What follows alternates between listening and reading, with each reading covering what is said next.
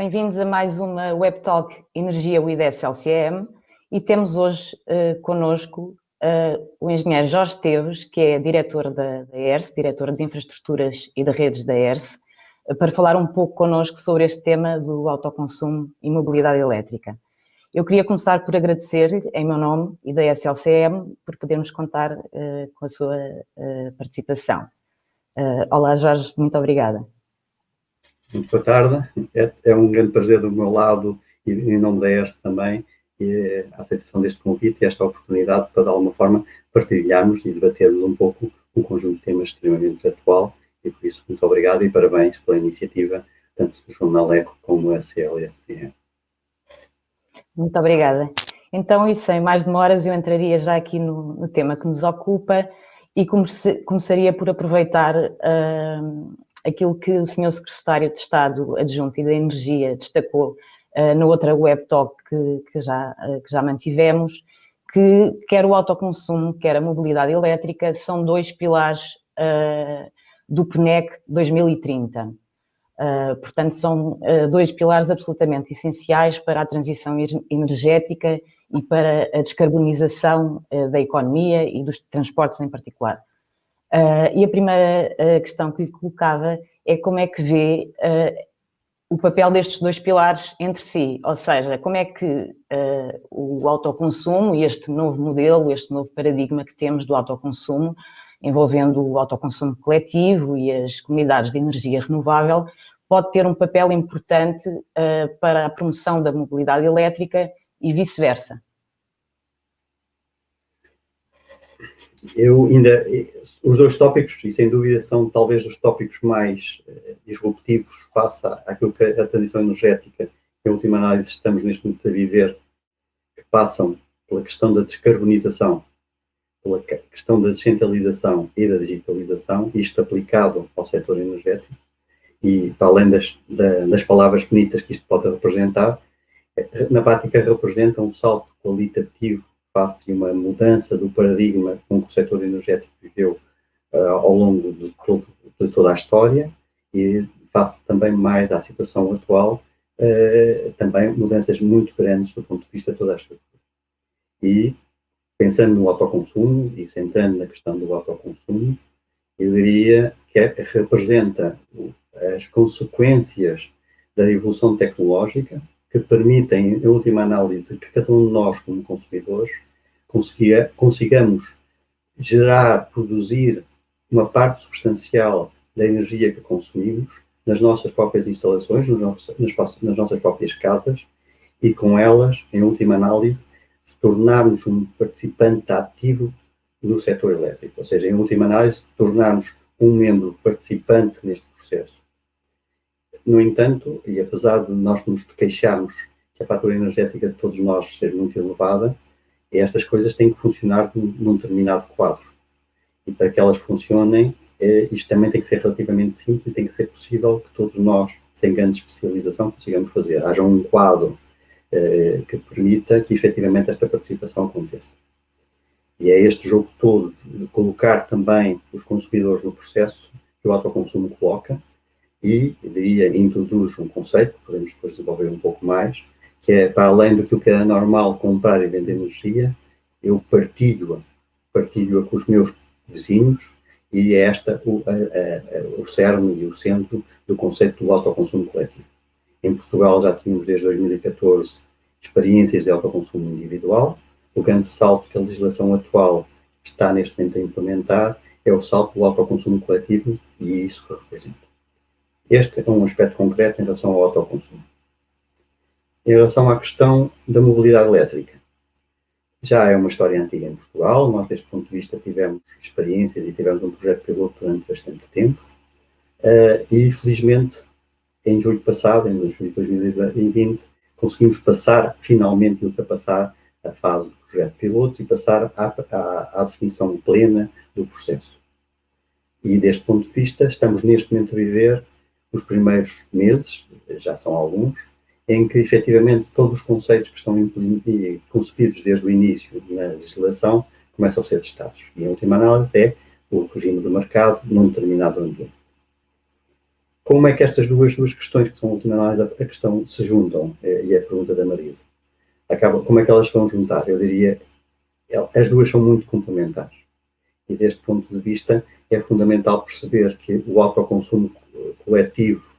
pode, em última análise, beneficiar do consumo positivo que pode representar o consumo dos veículos elétricos a serem carregados no ponto onde estão instalados. E, por outro lado, a mobilidade elétrica, para ser efetiva, por ter algum interesse, interessa que seja alimentada a partir de eletricidade de origem renovável e de origem eficiente. E a eletricidade de origem renovável e de origem eficiente mais eficiente é aquela que é gerada por um autoconsumo individual ou coletivo de origem renovável, que é esta a perspectiva que nós temos na nossa legislação. Muito bem, Jorge. Aproveitando e ainda nesta temática de ligação destas duas realidades, que, como referiu, têm dois quadros normativos distintos e até em tempos diferentes. Portanto, o regime da mobilidade elétrica foi aprovado em 2010, depois teve uma alteração mais significativa em 2014 e, como referiu, só em julho de 2020 é que entrou plenamente na fase de mercado, digamos assim. O autoconsumo, por outro lado, este novo regime, este novo paradigma de descentralização e democratização, de algum modo, da produção de energia que está subjacente neste novo modelo, foi aprovado em 2019, e a questão que eu lhe punha era se nós não teremos, de algum modo, de repensar o modelo da mobilidade elétrica para ela casar plenamente com o regime do autoconsumo, em particular do autoconsumo coletivo, e tendo em conta, tenho aqui em especial atenção a rede pública, portanto a rede MOBIE. De acordo com o regime, é um modelo muito estrito, é um modelo monorrede pública, em que temos intervenientes com papéis muito definidos pelo legislador, portanto temos o comercializador de eletricidade para mobilidade elétrica, temos o operador de ponto de carregamento e temos o utilizador que estabelece um contrato com o comercializador de eletricidade para mobilidade elétrica e que pode usar qualquer ponto de carregamento, não tendo qualquer relação contratual direta com o operador de ponto de carregamento. E, portanto, o que me parece logo saltar à primeira vista e que de algum modo me parece estar subjacente também no regulamento da ERSE, recentemente em consulta pública sobre o autoconsumo, é que fica de fora a rede pública MOBIE, porque não cabe depois com uma lógica, não combina com a outra, nomeadamente por esta questão da comercialização de eletricidade para mobilidade elétrica, que tem e com a relação contratual que se estabelece, com as várias relações contratuais que se estabelecem. E portanto, queria ter um pouco a sua visão, se de facto não teríamos que repensar aqui o modelo jurídico da mobilidade elétrica para podermos tirar a máxima potencialidade do autoconsumo. Este foi um tema que foi bastante discutido e bastante pensado por parte da equipa que dentro da ERSE preparou a revisão do regulamento do autoconsumo, e na perspectiva daquilo que é o enquadramento legal que hoje temos,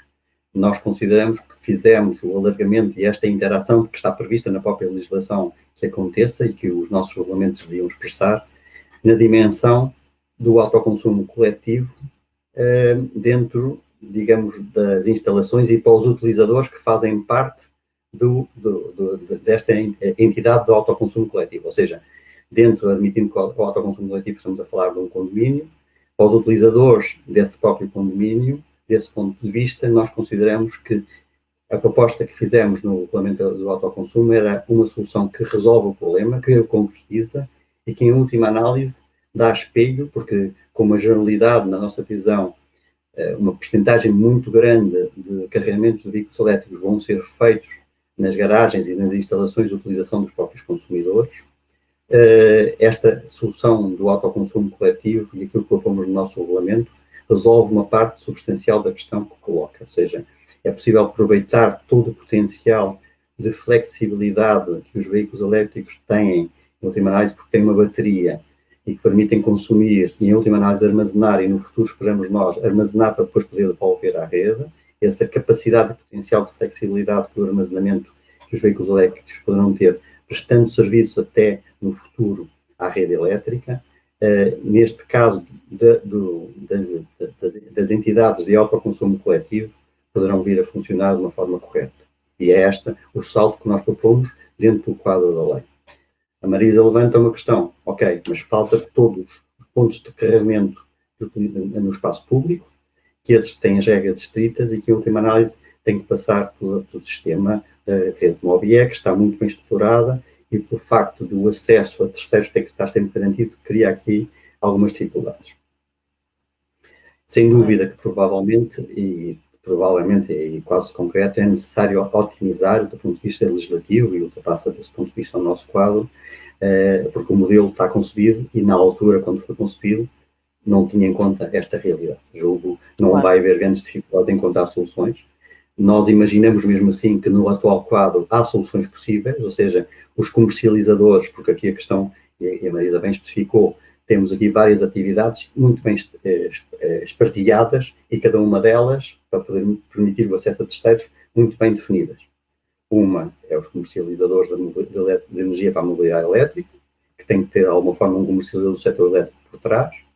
Temos os operadores de ponto de carregamento, que são os donos das infraestruturas de carregamento. Temos depois o sistema central da gestão da mobilidade elétrica e da infraestrutura de comunicações, que faz com que isto tudo funcione e que nós, em última análise, com um cartão de um comercializador qualquer, possamos utilizar um ponto de carregamento qualquer. Esta interoperabilidade máxima dificulta esta ideia de que um OPC, um operador de ponto de carregamento que tenha faça parte integrante de um autoconsumo coletivo ou tenha um autoconsumo individual, possa, em última análise, participar nessa perspectiva, naquele jogo, porque as funções são diferentes. Procurando um pouco, talvez hoje se possa ser realizado em algumas situações, mas julgo que sim, tem razão, deverá haver um aprofundamento do ponto de vista legislativo para enquadrar, no âmbito, provavelmente, da legislação da mobilidade elétrica, que permite reforçar esse aspecto. Como há pouco dizia, é fundamental, e é um elemento hoje-chave, como o Secretário de Estado há bocado referia, estas duas peças são importantes também para a operação do sistema, poder permitir o potencial que os veículos elétricos, tecnicamente e tecnologicamente, evoluírem para isso, permitindo a sua capacidade de armazenamento e a sua flexibilidade, para também este novo consumo, que é já muito bem-vindo, também ainda possa prestar um serviço adicional, que é o serviço de flexibilidade e de balanço, que efetivamente é um valor acrescido que o sistema elétrico terá, e que efetivamente vai ser muito importante neste exercício de descarbonização da sociedade. Continuando aqui neste tema, e de facto acho que foi bastante esclarecedor, o tema no fundo, o regulamento do autoconsumo que estão a preparar, em linha com a legislação,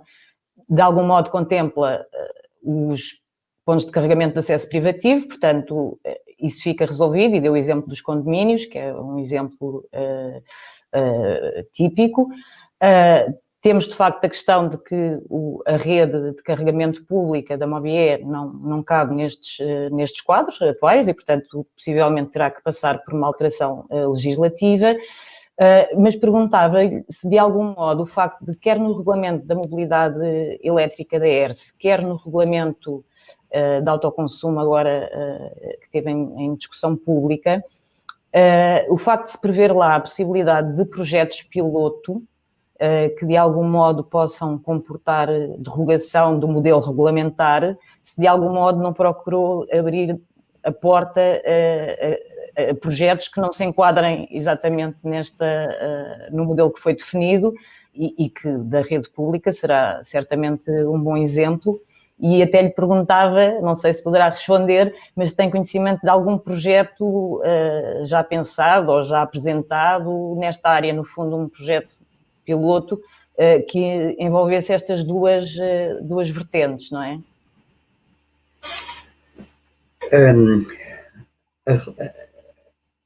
O desafio que esta transição energética que estamos a viver nos coloca obrigou a um pensamento já com alguns meses, há alguns anos, dois anos, de como é que nós somos capazes de antecipar as necessidades e que nós, quer dizer aqui na perspectiva da regulação e da regulamentação, Mas também aqui o desafio é maior, porque até o próprio legislador também tem este desafio. Sabemos que vamos fazer de uma forma muito acelerada evoluções tecnológicas que não sabemos muito bem como expressá-las, e o legislador e o regulador, e quem regulamenta, corre sempre o risco de se tornar uma barreira, porque a legislação nunca consegue acompanhar aquilo que os promotores e aquilo que a realidade tecnológica permite fazer. E nesta base nascem o conceito, e isto é uma discussão a nível internacional que fizemos a nível da regulação, de tentar criar áreas ou seja, projetos pilotos, em inglês sandboxes, ou seja, regulatory sandboxes, áreas em que na prática não se aplicam as regras todas e há esse direito de fazer e esse direito é estabelecido, para permitir, em última análise, testar novos conceitos e novas ideias, que, em última análise, com menor risco do que sendo aplicadas de uma vez todas a todas as pessoas, possam permitir ver as vantagens e desvantagens, porque tudo na vida, quando se evolui, tem consequências, e há ganhadores, e há perdedores, e há vantagens e desvantagens, e há custos e benefícios.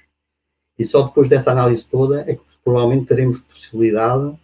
de ter certeza de qual é o caminho. E para, de alguma forma, não empatarmos a evolução que tem que existir, e que, porque efetivamente esta descarbonização, esta descentralização e esta descentralização impõe ritmos que são completamente diferentes do passado, o conceito do projeto piloto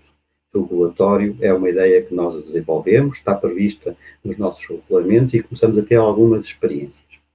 Neste momento ainda não existe nenhum projeto piloto que integre estas duas dimensões que a Marisa colocou, do autoconsumo com os veículos elétricos. Temos um projeto piloto já a funcionar na área dos veículos elétricos, de uma experiência bastante avançada, provavelmente das primeiras a nível mundial, em que os veículos elétricos não funcionam só na lógica do carregar da rede para o veículo, que é a situação normal, mas também o próprio veículo servir de armazenamento e fornecer a rede, e há um projeto do veículo to Grid Açores, onde em parceria com a própria EDA, a Eletricidade dos Açores, se está a ver a vantagem desta prestação de um serviço adicional que um veículo elétrico, um conjunto de veículos elétricos pode fazer de uma forma agregada na prestação de serviços de sistema. Ou seja, é uma ideia que existe, em última análise associada aqui a esta capacidade de armazenamento e de flexibilidade que o veículo elétrico tem, é aquilo que eu há pouco dizia, que vai ser fundamental para a descarbonização que nós pretendemos da sociedade. Precisamos ter muitos elementos distribuídos que sejam capazes de dar essa resposta e essa flexibilidade que hoje é dada por uma central térmica, uma central a gás natural ou ao carvão, que quando a gente quer, ela está lá para dar a resposta da energia. Aqui é esse exercício que estamos a simular de uma outra forma, com milhares de pequenas situações e que todas elas agregadas, e pronto, e por isso, desse ponto de vista, há vários aspectos que estão a ser testados e por isso, fora das regras normais, neste caso não foi preciso ultrapassar muitas, mas nós admitimos a hipótese de ter que aplicar exceções à regulamentação nossa. Por isso, dentro do âmbito da regulamentação da ERSE, com um projeto, com uma fundamentação que tem que ser justificado, nós estamos perfeitamente abertos a todos os promotores que queiram fazer este tipo de testes, com uma determinada lógica, e percebemos que só por esse caminho é que nós não seremos uma barreira à necessidade que existe de evoluir. Porque por mais que nós imaginemos, e por muito avançado que seja o nosso pensamento, estaremos sempre atrás daquilo que são as ideias dos promotores. Muito bem. Jorge, acho que não podíamos terminar da melhor forma. No fundo, aqui a esperança de que vamos evoluir e vão surgir outros projetos e que daqui a uns tempos poderemos estar a falar de vários outros projetos que aliam o autoconsumo e a mobilidade elétrica. Agradeço-lhe imenso ter aceito o nosso convite e partilhar connosco um pouco da sua experiência e conhecimento. Muito obrigada. Muito obrigado do meu lado e foi um prazer e sempre disponível. Boas tardes. Obrigada.